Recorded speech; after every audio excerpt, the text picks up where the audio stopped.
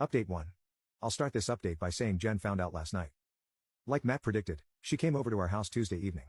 I saw her pretty quickly since I was also coming back from buying some food. She asked me if I knew where Matt was, and I said I didn't know, because I genuinely didn't know at the time.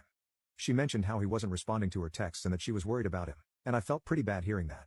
Kyle, who was inside, came out at this point and said that Matt was in his anatomy lab and then reassured her that he'd contact her once he was finished.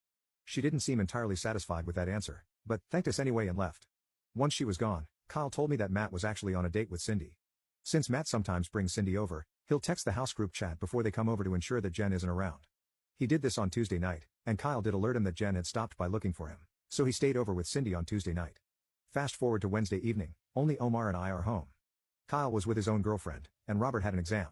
Around 7 p.m., we got a text in the group chat from Matt saying he plans on bringing Cindy over around 8:30, and he asked if Jen came by. I told him that I hadn't seen her, and things went on as usual. I'll add that Omar has refused to respond to these specific text messages from Matt, so there was an expectation on me to clarify if Jen was here or not. A little after 8 p.m., Jen comes by with one of her friends, Carly, 21F, and they asked us where Matt was since Jen hadn't been seeing him a lot lately. Before I could even say anything, Omar told them to come back after 8:30, and Matt should be home. They left, and I did argue with Omar about his decision to tell them to come back since it was inevitably going to cause drama, but he didn't care. I did text Matt and told him about Jen potentially returning, but since he was driving, he didn't read the message. At this stage, I gave up trying to contact Matt and went up to my room. A little after 8:30, Matt walked in with Cindy, and not long afterward, Jen and Carly returned. Omar let them in by the way. Long story short, there was a lot of Jen yelling, Matt lying, and apologizing. I didn't bother coming down since I could hear it all from my room. After about 10 minutes of this, Jen and Carly left. Matt sent Cindy home after this, and he was pretty mad at us for what happened. I reminded him that I sent text messages, which he now saw, and Omar played dumb, acting like he didn't see Matt's message about him asking if Jen was home, but confirmed to him that he told Jen to come back after the first time she came because, in his words, he didn't think Matt was dumb enough to go out with Cindy 2 nights back to back. Robert and Kyle came home after this point, and I filled them in on what happened. There was definitely some tension in the house this morning as Matt thinks all of this could have been avoided had Omar been more helpful.